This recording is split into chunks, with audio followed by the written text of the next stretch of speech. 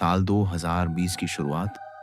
पूरा भारत धीरे धीरे उस भयावह समय में प्रवेश कर चुका था जब चारों ओर सिर्फ एक ही नाम गूंज रहा था, कोरोना वायरस। COVID-19। मास्क लगाए घरों में कैद थे, सड़कों पर सन्नाटा था, हर चेहरे पर डर और अनिश्चितता का बादल छाया हुआ था। दिल्ली के पास एक छोटे शहर में रवि नाम का एक नौजवान डॉक्टर रहता था। रवि की उम्र सिर्फ 27 साल थी, पर उसका जज्बा और हिम्मत देखकर लोग कहते थे, भगवान ने सचमुच इसे लोगों की सेवा के लिए ही भेजा है। रवि का परिवार साधारण था। माँ सरला देवी, धार्मिक और संवेदनशील औरत। पिता रामनाथ, सरकारी कर्मचारी, रिटायरमेंट के करीब। बहन नेहा, सिर्फ 19 साल की, कॉलेज में पढ़ने वाली चंचल लड़की। रवि खुद कोविड हॉस्पिटल में दिन रात मरीजों की सेवा करता, पीपीई किट में पसीने से लथपथ, कभी कभी कई घंटों तक बिना पानी पिए ही बिना खाए काम करना। पर उसके चेहरे पर थकान से ज्यादा फर्ज निभाने की चमक होती थी। हॉस्पिटल के आईसीयू में रोज चीखें सुनाई देती थीं। कहीं किसी बुजुर्ग की सांस अटकती, कहीं कोई बच्चा ऑक्सीजन के लिए तड़पता। डॉक्टर और नर्सें खुद को बचाने के लिए मास्क, ग्लव्स, शील्ड पहने हुए होते, फिर भी उनमें से कई खुद संक्रमित हो जाते। एक दिन आईसीयू में एक 18 साल की लड़की लाई गई। नाम था रिया। रिया कॉलेज की होनहार स्टूडेंट थी। उसका चेहरा मासूम था, पर सांसें तेजी से चल रही थी, ऑक्सीजन लेवल गिर रहा था। रवि और उसकी टीम ने पूरी कोशिश की। नर्स, जल्दी से वेंटिलेटर लगाओ, ऑक्सीजन 70 से नीचे जा रहा है, दवाई लगाओ। कुछ देर तक रिया की सांसें चलती रही, और अचानक मॉनिटर की बीप लंबी आवाज में बदल गई। बी। रिया की मौत हो चुकी थी। आईसीयू का माहौल सन्नाटे में बदल गया। रवि उस पल को भूल नहीं पाया। उसकी आंखों के सामने बार बार वही मासूम चेहरा आता जो मरते वक्त उसकी ओर देख रहा था, जैसे कह रहा हो, डॉक्टर आप तो मुझे बचा लेंगे ना। पर वो बचा नहीं सका। उस रात रवि ने अस्पताल की छत पर जाकर देर तक आसमान देखा और आंसू बहाए। कई दिनों तक ड्यूटी करते करते आखिरकार रवि खुद भी संक्रमित हो गया। तेज बुखार, खांसी, सांस लेने में तकलीफ। मां पिता डर से रोने लगे, पर रवि ने हिम्मत नहीं हारी। कुछ दिन हॉस्पिटल में भर्ती रहा, धीरे धीरे ठीक भी हो गया। जब लॉकडाउन थोड़ा ढीला हुआ तो रवि आखिरकार घर लौटा। मां ने आरती उतारी, बहन ने गले लगाया, पिता ने माथे पर हाथ फेरते हुए कहा, बेटा तूने बहुत हिम्मत दिखाई। पर रवि के दिल में एक बोझ था, रिया की मौत। वो मासूम चेहरा उसके सपनों में आता और कभी कभी नींद से चौंक कर उठ जाता। कुछ ही दिन बीते थे कि रवि ने घर में अजीब बातें नोटिस करनी शुरू की। उसकी बहन नेहा रात में अपने कमरे में किसी से बातें करती सुनाई देती। पहले रवि ने सोचा मोबाइल पर बात करती होगी, पर एक रात करीब 2 बजे जब वह पानी पीने उठा तो उसने साफ सुना, नेहा धीरे धीरे बोल रही थी, नहीं मैं आ जाऊंगी, आप परेशान मत हो, हाँ मैं अकेली आऊंगी। रवि का दिल धक से रह गया।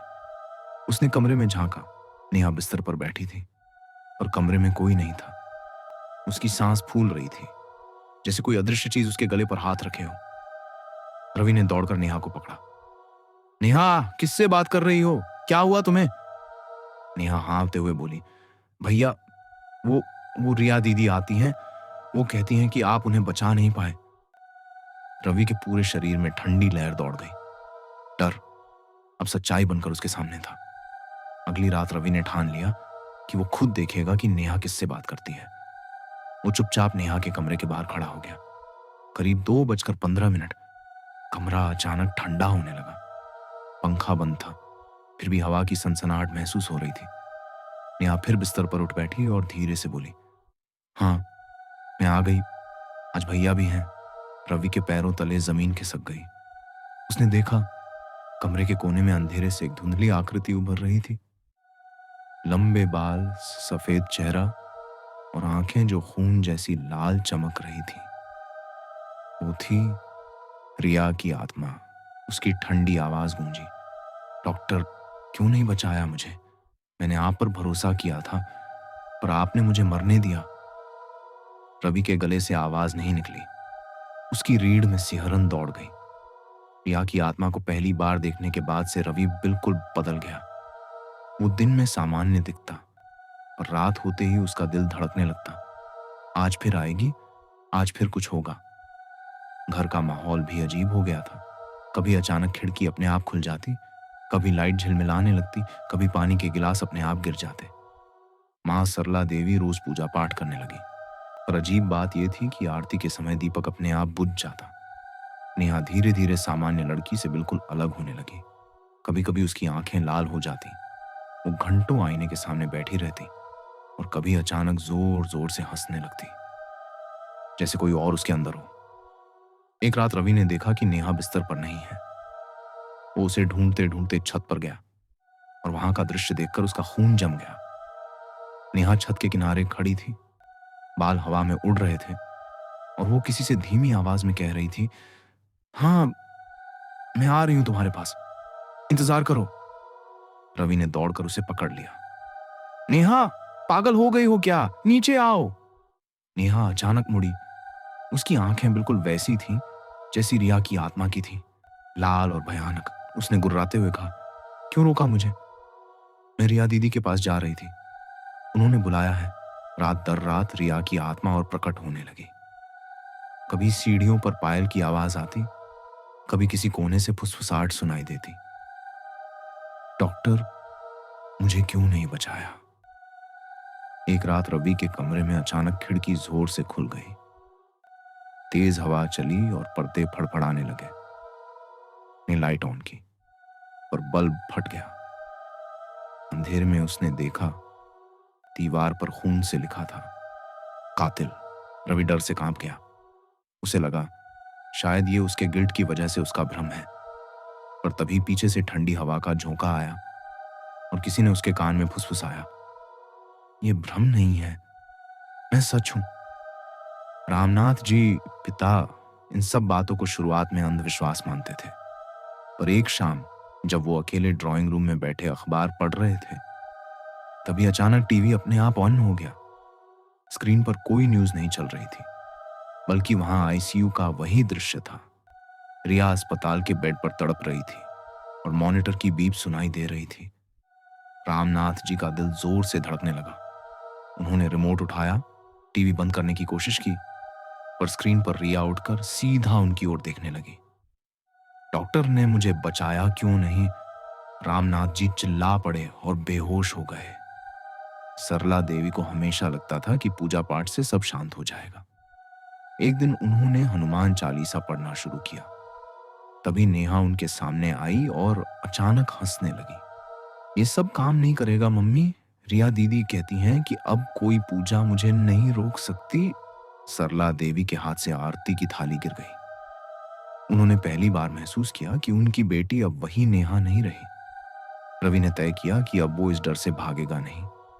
उसे पता था कि ये आत्मा उसकी ही वजह से भटक रही है, क्योंकि वो उसे बचा नहीं पाया। उसने एक रात सीधे आत्मा को बुलाया। नेहा सो रही थी, पर रवि उसके कमरे में बैठा बोला, रिया, अगर तू सच में यहां है तो सामने आ, मुझसे बात कर। कमरा अचानक ठंडा हो गया। आईना धुंधला हुआ और उसमें वही चेहरा नजर आया, रिया का।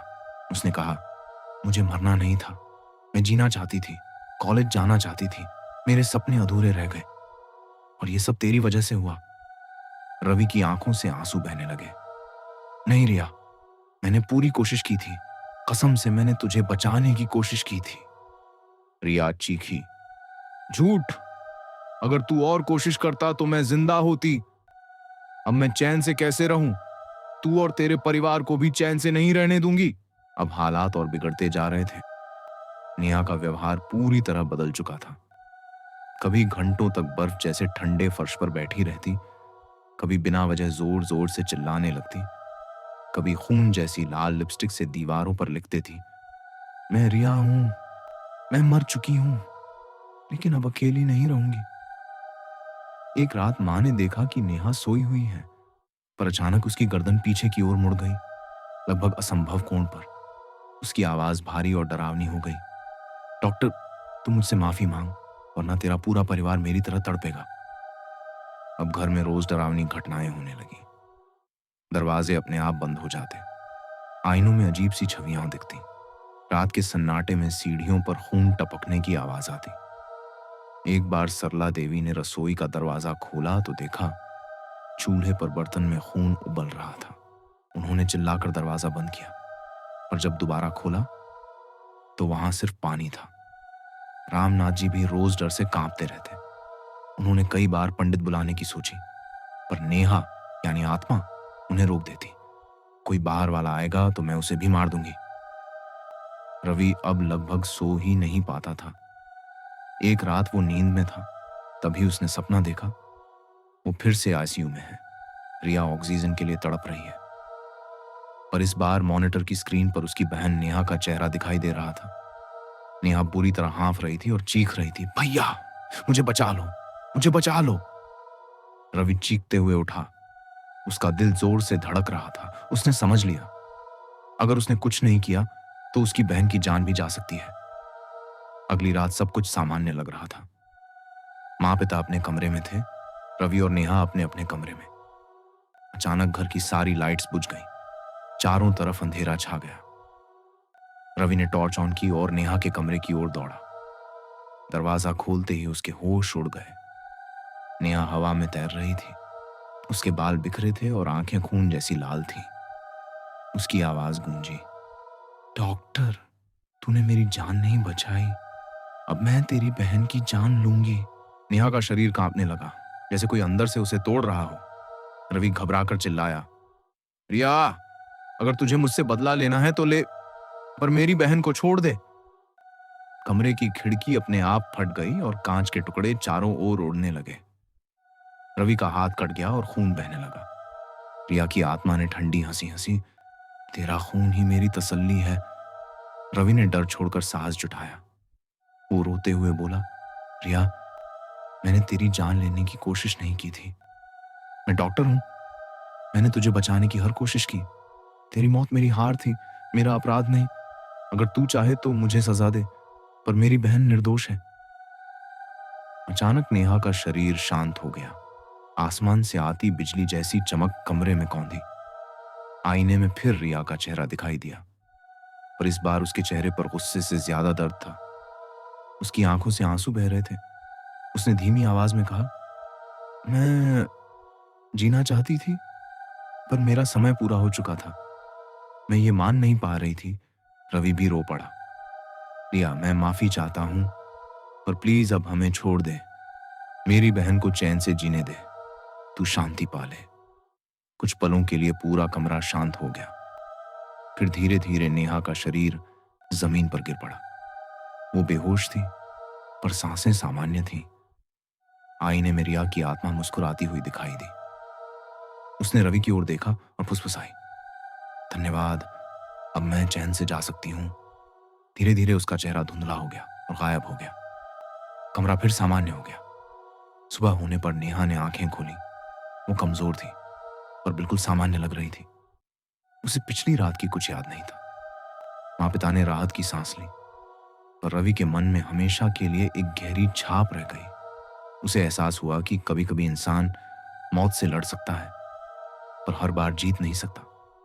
उसने अस्पताल की छत पर खड़े होकर आसमान की ओर देखा और धीमे से कहा, रिया, तू जहां भी है शांति से रहना। और हवा में जैसे एक धीमी आवाज गूंजी, धन्यवाद डॉक्टर। अगर आपको हमारी कहानी अच्छी लग रही है तो कृपया चैनल को सब्सक्राइब करें, कमेंट बॉक्स में कमेंट करें आपको कहानी कैसी लगी। आप अपनी कहानी हमें मेल कर सकते हैं। ईमेल आईडी डिस्क्रिप्शन बॉक्स में है।